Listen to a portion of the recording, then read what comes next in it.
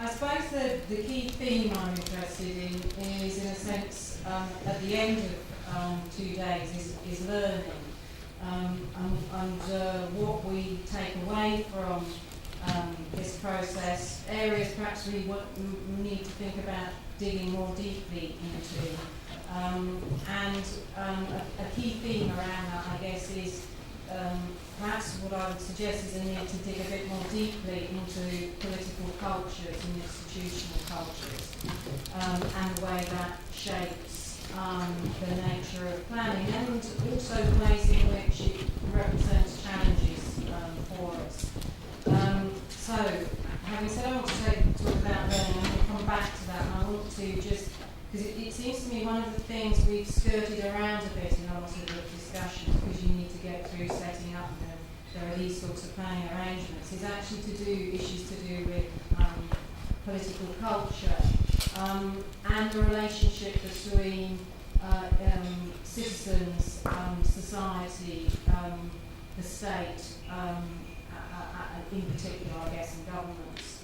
And I'm minded, because I've taken a sort of a long-term interest, really, in my friends across the pond, because they've dominated a lot of thinking around planning. And what is it that they have in their minds about the nature of society that sometimes when I take those ideas back home don't seem to fit? So I have read around. And I think we have to think about, within Europe as well as the US, in a sense that the changing nature of citizenship and what individuals expect. And having David Scotchpole, who's a Harvard political historian, has looked at the changing nature of community involvement, I suppose, and the nature of getting involved in politics in the States, where you've got that very strong individualist sense about wanting to contribute and make a difference within your local community. And she's seen a change in the nature of that and a move away from a collectivist ethos about why folks get involved in their communities, and a sort of altruistic approach in the round to one which has become much more individually, she refers to it even as being selfishly focused on why one is getting involved. And I think we have to bear that in mind. Equally, Amy Goodman, who's the president of Penn, but a political philosopher, has also talked about the increasing instability in politics. That we have in thinking about politics in the States, that you have, instead of the campaign period for the president, for example, lasting a year, it now is a continuous process. And that means that the dialogue and rhetoric around our policy debates becomes very focused on short-term sound bites, and equally on being quite abusive, individually abusive amongst politicians about each other.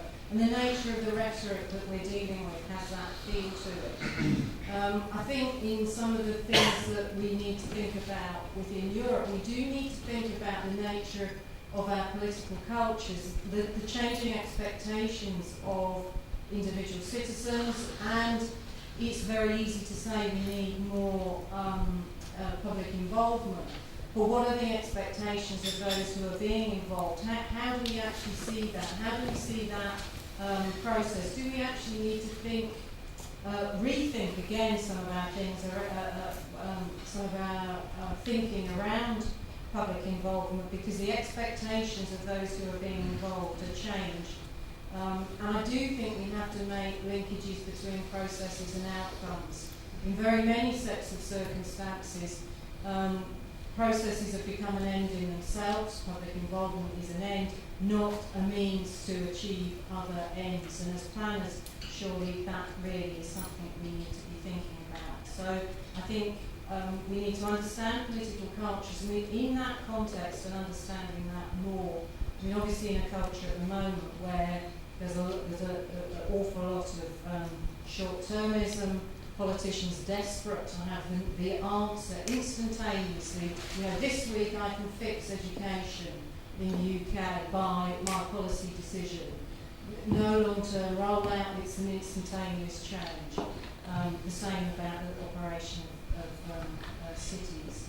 And I think for us it means we need to think again about, what is public intervention good for in societies at the moment. I strongly believe in government and that government can do good things, but do we need to think about what form intervention take and with our concerns in relation to land and property markets.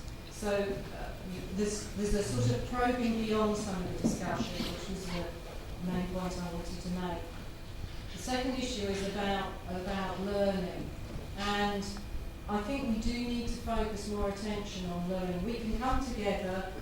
We've heard great presentations, and I think, and I said earlier that I think one of the wonderful facets of this whole 2 days has been that it has brought practitioners and academics together.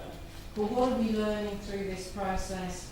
What is it that we take away? And my sense again is that I hope sincerely that this is the start of something, rather than we spend 2 days in a room, take some more bits away, remember that we're in the room that James Joyce had once inhabited, but actually there's not much then after. Because I think one of the things that has become increasingly problematic is having conversations where we get to the difficult things, where we get to things which make us uncomfortable, where we probe beyond, this was a great plan, to more about what was going on. And learning can only take place if we have those difficult conversations, and those are both, I think, among practitioner and academic communities, but also between them. And I'd like to think about ways in which that could be deepened and could move on. So I'd obviously like to thank Amano and Saritza and Garrett for putting this together, but I do hope this isn't an end and that we start doing some of those probing deeper. Thank you, Heather. Don? Good afternoon. First, I'd be remiss if I didn't thank the Lincoln Land Institute for the symposium and the work that Ritz has done with the University College of Dublin and Garrett with the University of Maryland. Thank you for inviting us here from Maryland. Me in particular, I'm the token practitioner, I guess, up here. I've spent the last 28 years in public service in the state of Maryland at various levels, 10 years in local government in the counties, 16 at the Maryland DOT, and had a 2-year stint with Rich Hall in the Department of Planning. I was attracted to MDOT as an agency because it had a strong planning program, had a good tradition of good relations with the local governments, and met them regularly to talk about planning issues. It's an engineering organization, and I believe that personally it did help me, it benefited me personally, and I think it does benefit the planning culture and conversation that we have with local communities.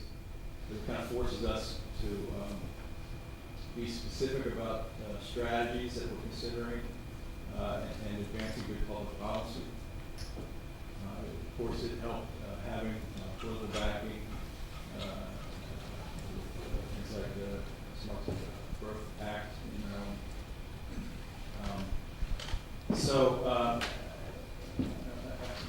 Some of my observations here, that there's a lot clearly that discussed here.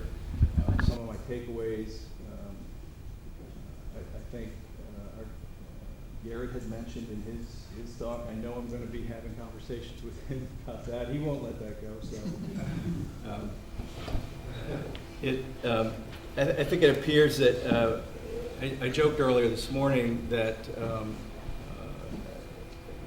folks in our state, the critics of planning and growth management, often said and say that we're not Europe. And after this symposium, I've got to think I have some ammunition to counter that comment. So I won't just sit there with a scowl on my face when they make a snide comment like that in public hearings. So we have a lot more in common than many may think, and perhaps we may not. Perhaps we need to work on a common vocabulary that would make these links, these common things more apparent to people. That could be something that the academics in the room could help us with. And while we may not have a common strategy that we all agree on is the right approach. Some happen to be moving toward centralization. Some happen to be moving away from it toward decentralization. Some may not have abandoned it altogether, at least for the moment. Oh, next week. I think we can agree that there's always room for improvement and the need for improvement. It's a process, and it reminds me of a quote attributed to Einstein. I never sure about it, but he was asked about what he knew for certain, and I know that he apparently thought about it, and then he responded. He said, "Well, something is moving," and so he said, "That's the only thing I know. I can know for certain." And we are developing our plans and our programs based upon ever-changing dynamics of our communities. So they're bound to continually change, and we may not ever resolve some of the differences in opinions about these things, but we can always try to advance towards good public policy. So, one of the takeaways for me is how do we do that? And for Maryland, it means that we have to be equitable and fair and transparent in the way in which we talk about developing our policies, laying them out there. And again, it's always constrained by a lot of the practical factors that are out there, budgets, the politics of the day. These are they're going to be the constant struggles. So I guess it's going to be a process that we're going to have to continue to dialogue on, and it's just what became most apparent to me was that there is this commonality on both sides of the Atlantic that I hadn't seen before. Thank you, John. John? Right, thanks very much. I was interested in listening to Niall and Berna talking about the National Spatial Strategy. We began off doing a job for the Department of Finance in 1998, 1999 on what the investment programme should have been for the last decade. And we said, well, where's this National Spatial Strategy? Because we went to Northern Ireland and they had one and there was none. And one of the problems is that we poured a huge amount of concrete in the last decade, and the National Spatial Strategy came along after the plan had been determined. Now, there's a lot which we won't regret, but there's quite a lot which we will regret, and I think that the sequencing was unfortunate. Now we're pouring no concrete and we have a spatial plan, but I think it's important to look forward and say, is there a future? Well, I don't know for Ireland. But looking at the past, say 1937, the forecasts which were done then, the one thing that they got completely wrong was migration. And it is quite possible that with immigration of the kind that we've seen over the last 20 years, the population could be double what it is today in 2050. But if things don't work out, as might have been the case in the 40s, 50s and 60s, the population could be even less than it is today. So what kind of infrastructure are you going to put in place? What are we planning for? And to a certain extent, it's what economists talk about endogenous, the two interact. Migration is hugely important in Ireland. We're much closer to some US states. With massive immigration and massive out-migration at the same time. 80,000 people left last year, that's 2% of the population. 40,000 entered last year, that's 1% of the population. and in 2006, 15% of all children between 0 and 5 had one parent who was Irish and one who was not Irish. So that in terms of the integration of migration, it is unusual. Because the people who have generally come have been, certainly over the bulk of the last 20 years, have been skilled. So you don't know what you're planning for, but you are planning for a rather diverse country, and a country that could change very, very significantly over the next 20, 30 years. The crisis in the short term has a big implication for planning, that the company that provides the electricity grid in Ireland paid 6.25% to borrow money in the first week of September. Electricité de France, which does the same and has loads of nuclear reactors, paid 2.7% in the same week. So the cost of capital is huge in Ireland. So building anything at the moment is extremely expensive. And there's a question of sequencing. Do you want to delay investment until hopefully Ireland is back on its feet and the cost of capital comes down? So that's an issue that planners have got to face. Future jobs, the work which my colleagues have done. Ireland, you're looking at a population where the new people entering the labour force, over half of third level education.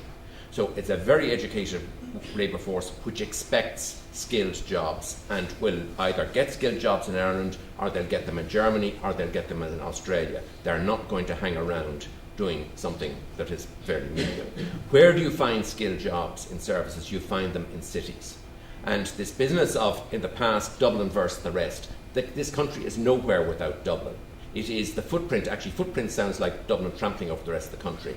It's the aroma of Dublin spreading around the country which will make things work. And like London is, the United Kingdom without London would be a very different economy. Ireland with Dublin, so that I don't see it as competition. But the jobs are going to be in cities. And one of the things I remember is Noah's Ark. That Noah, the animals came 2 by 2. And one of the problems is scale. That if you get a job in Galway in a healthcare firm, will there be a job for the spouse or partner who's an accountant? Yes, in Galway, not in Sligo. So that there's a scale factor, that below a certain threshold, there are not going to be adequate variety of skilled jobs for people who come 2 by 2. And also making places attractive, because you are attracting Irish people to remain in Ireland, you're attracting foreigners to work in Ireland. So the attractiveness of a location is hugely important for people who see the world as their future. There was discussion, another aspect is the environmental work done at the University of Limerick shows that if you're concerned about global warming and sustainability, then the cities are the future. That the pattern, which was Irish people wanted to live in rural areas and work in urban areas, is totally unsustainable in terms of global warming and in terms of infrastructure. The problem for planning is, how do you move people, given that the traditional desires are, that's what they want, when those desires conflict with environmental and economic reality. And the final thing I'd say is, and this is something which in a series of reports going back 15, 20 years we've recommended, you need to employ economic means to make the planning happen. Just saying you can't build here or you can't build there. A, we've had a load of corruption which has affected these decisions. And B, it's very difficult politically to resist pressures. If instead, for example, you make transparent the cost of living in a rural area, so if you build a house, you're going to pay for an ESB electricity connection. If you want a fixed line up the side of a mountain, it'll cost you €10,000 a throw. If your water and sewerage connections will cost you a lot more money. If you make apparent to people what the cost is, and that the transfer of resources which is taking place from urban Ireland to rural Ireland to allow people to live in an unsustainable fashion, at the margin, and you don't do it suddenly, over time, you aid the planning authority. And finally, in terms of, I think, one of the worst decisions made by an Irish government in the last 20 years was the abolition of capital gains tax on profits from land development in the 1998 budget, because it created an opportunity to make huge amounts of money about building houses in the wrong location. And I think that you can't control the price of building land, but using the taxation system to modify the incentives is important. And one final thing is, we have tolls on motorways in the middle of the motorways where there's no traffic. bananas. It then drives people to drive on the roads which haven't been developed, killing people. That's not the way to go. Where we should have the tolls is entering the cities. As in Oslo, as in Singapore, if you price long-distance commuting and gradually price it at the true economic environmental cost, then you will strengthen the ability to plan in a logical and sensible way for a country which may have a population of 8 million or may have a population of 4 million. Thank you. Thank you, John. Yeah. Just briefly, picking up on the last point, one of the things, risk and uncertainty is part and parcel of all planning in the future. And one of the things I think we'll have to learn to incorporate into all of our urban environmental management processes is scenarios. We're going to have to deal with various scenarios. We're going to have to look at high growth, low growth. For all we know, the various levels of economic activities, they're not predictable. So we have to get used to the idea that we're moving from a period of relative stability or medium level growth, 60s, 70s, maybe 80s, higher growth in the 90s. It's a very unpredictable time. And I think all of us have to start using knowledge of scenarios, multiple outcomes, some technical inputs into planning, modelling, etc. I think will be desirable in the future. The next thing I think I'm taking away from today's process is that very much we're all hopeful here. There's a lot of people here who genuinely engage in public processes for public needs. I mean, that's what we think we're all involved in. And I think on both those counts, the entire nature of our systems can be fatally undermined. The first thing is, public processes. A lot of our systems can be taken over by, captured by, selected by various vested interests in all sorts of ways and undermined. And that's something we all have to always be very, very aware of. And again, that the overall objective is public needs, not a very selective, targeted, maybe one-end output. The next thing, talking about integration, has come up a few times. The idea that planning and linking it even with development, without looking at implementation and feasibility and financial issues, is sometimes, can be both fruitless or meaningless exercise. We've heard debates over the past 2 days of some of the best laid, best considered, best analysed, best interpreted plans simply falling by the wayside because of these issues. Implementation, feasibility, financial issues, they need to be taken into account. A third issue I came across a number of times, ourselves included, any concerned group of people who have an involvement, and I'm not saying any of us are experts, but experts, there can be a democratic deficit as well. In other words, you lose, if you like, the sense of what exactly is the purpose of what we're all working for. And by that happening, I think citizens disengage from processes. If there's a democratic deficit, some of the things I'd be most interested in, whether it's urban and environmental management processes, the EU itself came up yesterday. Really, some of the things I most support are suffering under this kind of issue. Democratic deficits allow them to be undermined for the wants of other groups who maybe I don't particularly agree with. Looking at it, and this kind of collection of people, we discussed this whole cross-fertilisation, and I'd put it a bit stronger. I actually think most of our systems would benefit from impartial advice from outside people. All of us can be very, very close to situations. It is very, very useful. I've heard points that I think I thought I knew or whatever being debated here, and you rephrase, you think again about it. So I think in general, if I upscale that idea as a concept, maybe in general our systems might all work better with some impartial outside views, outside inputs, structured into the system all the time. And we now will be under this sort of regime in Ireland, with IMF, EU, Troika, etc., which nobody likes, but sometimes outside people point out things that are maybe obvious but maybe don't come to the fore if it's only an internal debate. The final thing I'd like to return to, and forgive me if I'm kind of getting a little bit, the anger kind of that a lot of the populations feel in some countries in Europe about planning is often linked to perceptions, sometimes real, sometimes not real, of corruption.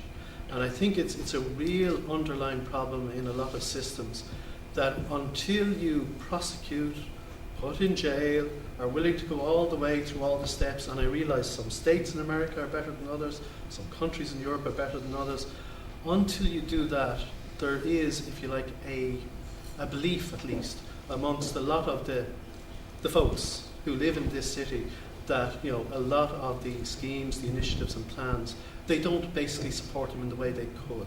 And I think if we go back in time, I think we spoke yesterday, one of the heydays of all of urban management processes, roles of government was post-World War II, when there was a genuine belief by a lot of populations that the people in government, in institutions, were actually collectively doing what was absolutely essential and vital and doing it in the best way they could.